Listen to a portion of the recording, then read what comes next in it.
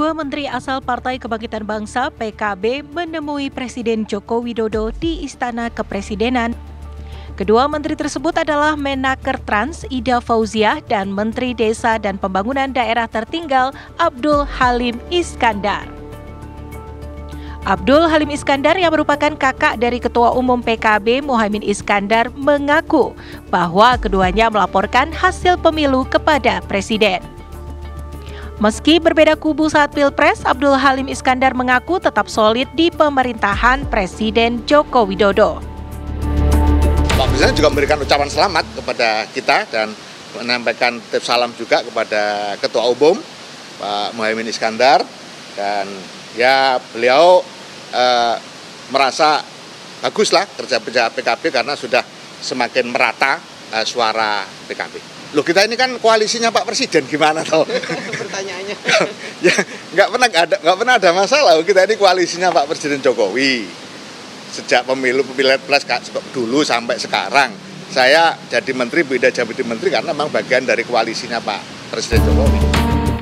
Berbeda dengan koalisi Indonesia Maju yang mendukung Prabowo Subianto dan Gibran Rakabuming Raka pada Pilpres 2024 lalu.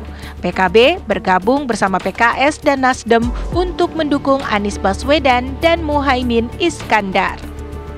Dari Jakarta, tim TV One mengabarkan.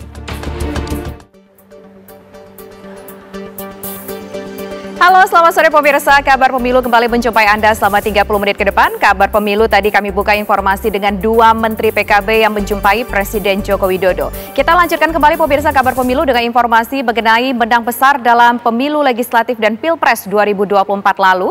Partai Golkar mulai mengincar posisi kursi menteri di kabinet mendatang. Dengan kontribusi besar Partai Golkar untuk memenangkan pasangan Prabowo Subianto dan Gibran Rakabuming Raka, setidaknya Golkar bisa mendapatkan jatah 5 kursi menteri di kabinet atau jumlah yang sama dengan saat ini.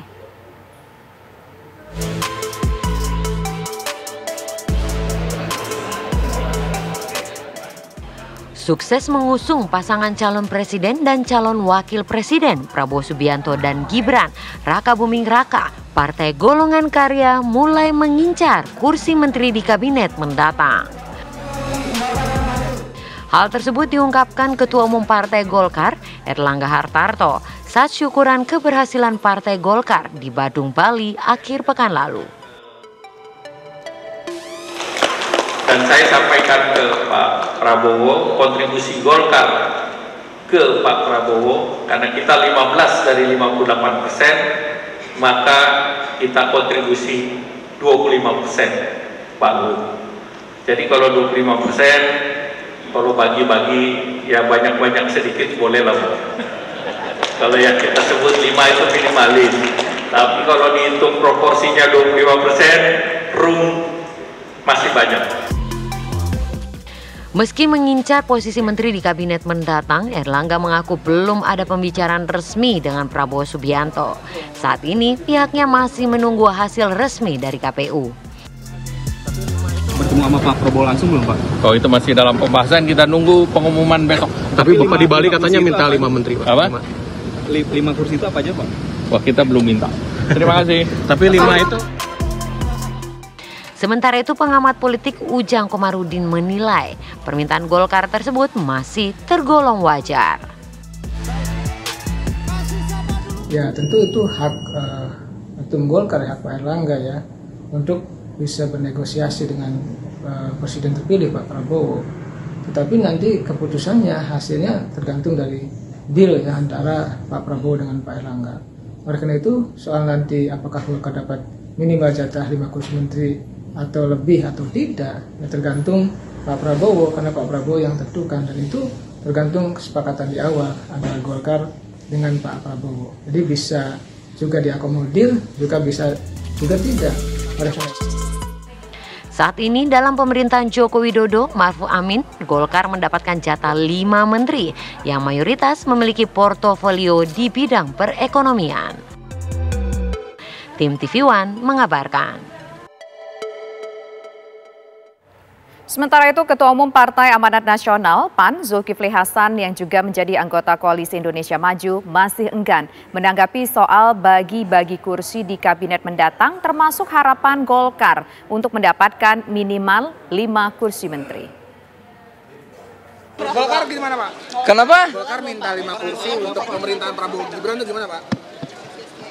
Ya tanya Pak Erlangga dong, nanyanya kok saya. Tapi kalau PAN kira-kira ada bakal minta kursi nggak kira-kira? Hak prerogatif presiden terserah beliau. Berarti ada komunikasi ke Prabowo gitu, Pak? Ya hari-hari ini jadi besar dengan Pak Prabowo barusan. Oh, ketemu. Ini kan rapat lama 2 jam sama Pak Prabowo kan. 1 hari jelang batas waktu yang telah ditentukan untuk Komisi Pemilihan Umum mengumumkan hasil pemilu 2024, KPU merencanakan akan menyelesaikan seluruh tahapan proses rekapitulasi hari ini.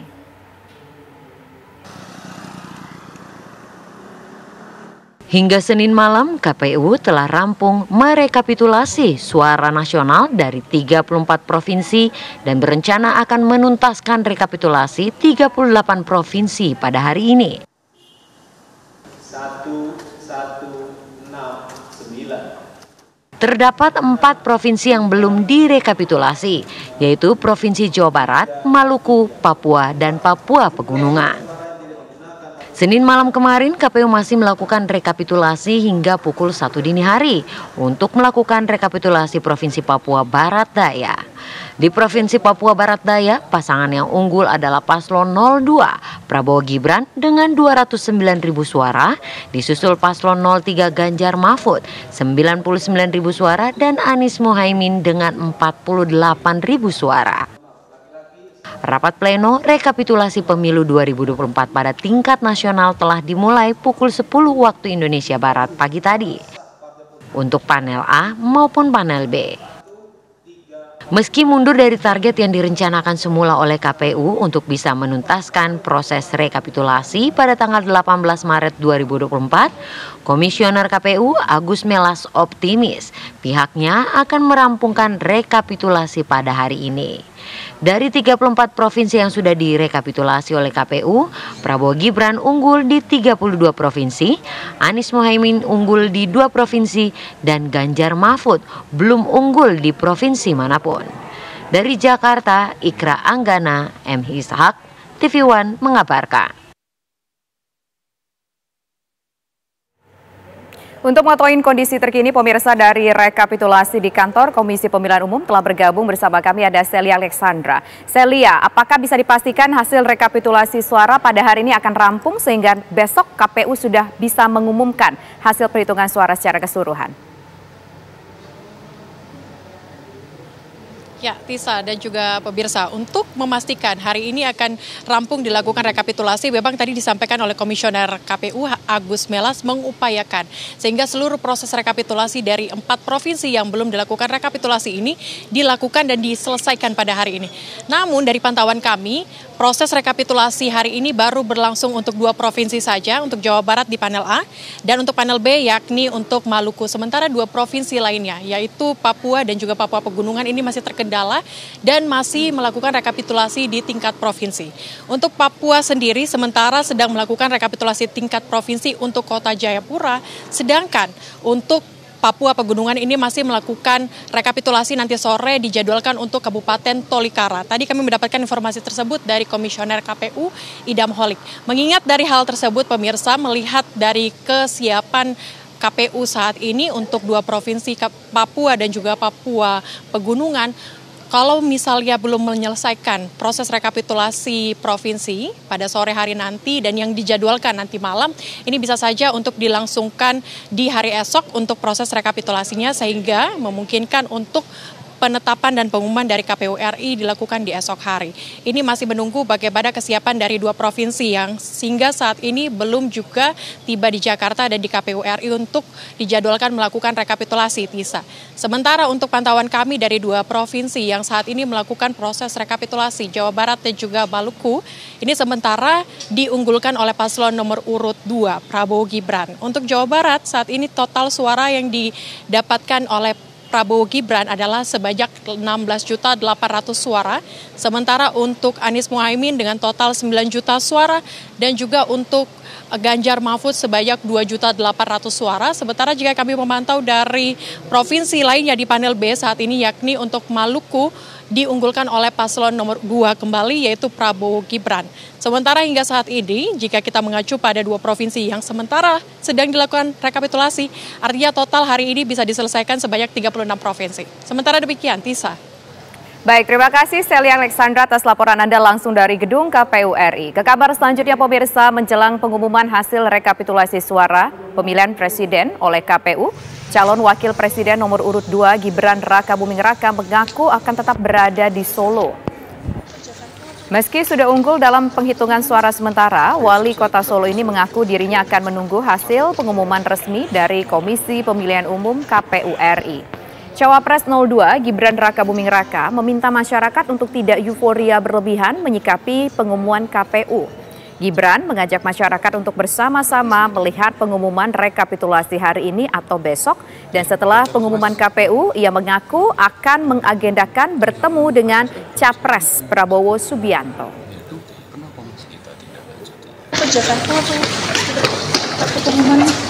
Besok saya tetap di Solo, ya. Ada rencana ada pertemuan sama Pak Prabowo, Mas, di Kartanegara tadi Jakarta. Ya. Tapi sudah diagendakan. Ada acara syukuran yang belum ada. Pemirsa, pastikan Anda tetap bersama kami. Kami akan kembali usai jeda berikut sesaat lagi. Menteri Pertahanan sekaligus Capres nomor urut 2 Prabowo Subianto mengunjungi Ibu Kota Nusantara IKN di Penajam Pasir Utara, Kalimantan, Senin kemarin. Dalam keterangan tertulisnya, Menteri Pertahanan menyebut kunjungan kali ini sebagai persiapan upacara untuk memperingati Hari Kemerdekaan 17 Agustus 2024 yang pertama kalinya akan digelar di IKN. Selain persiapan Hari Kemerdekaan, Prabowo juga meninjau langsung pembangunan Istana Negara dan mendengarkan paparan tim konstruksi IKN di lapangan. Dalam kunjungan ini, Prabowo sempat bertegur sapa dengan para pekerja konstruksi yang berada di IKN.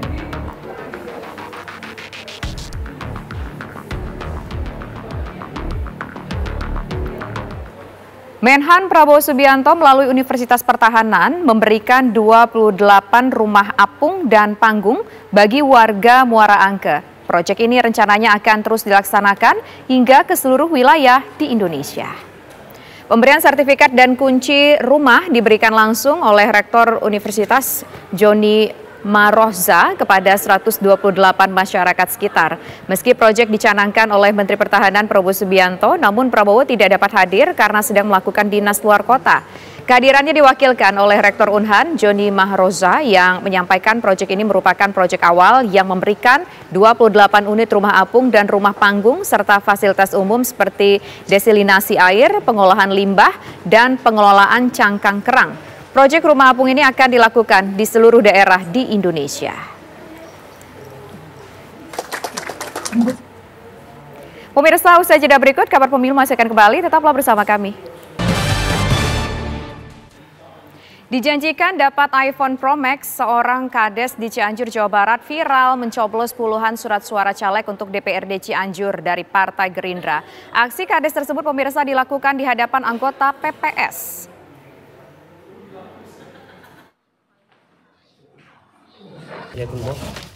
Inilah video viral Sumantri, seorang kepala desa Menteng Sari, Kecamatan Cikalong Kulon, Cianjur, Jawa Barat, saat mencoblos puluhan surat suara caleg untuk DPRD Cianjur Daerah Pemilihan 3, yakni HG, dari Partai Gerindra. Tidak ada rasa takut. Aksi kades ini justru disaksikan anggota PPS di TPS 15 dan terjadi saat rekapitulasi suara di tingkat desa. Dalam keterangan video tersebut, kades menyebutkan nama caleg dan akan menerima handphone mirip iPhone Pro Max seharga sekitar 25 jutaan dari caleg tersebut. Pro Max teh panang 5 juta. Viralnya video ini membuat masyarakat melaporkan kecurangan pileg ke Bawaslu Cianjur. Pihak Bawaslu Cianjur saat ini sudah menerima bukti laporan dari masyarakat dan nantinya akan ditindaklanjuti. Namun, Bawaslu Cianjur mengalami kendala untuk meminta keterangan dari Kades. Dikarenakan Kades tersebut sudah ditangkap Satreskrim Polres Cianjur pada akhir bulan Februari lalu terkait kasus pembakaran mobil salah satu caleg di Partai PKB. Namun nantinya Bawaslu akan berkoordinasi dengan Polres Cianjur untuk meminta keterangan Kades dan akan dikonfrontasi dengan HG, salah satu caleg yang disebut namanya dalam video viral tersebut.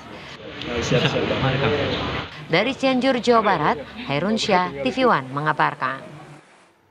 Informasi tadi menjadi informasi penutup kita pemirsa di Kabar Pemilu kali ini. Sesaat lagi Anda dapat menyaksikan program Kabar Petang. Saya Tisa Noveni undur diri, terima kasih, selamat sore, sampai jumpa.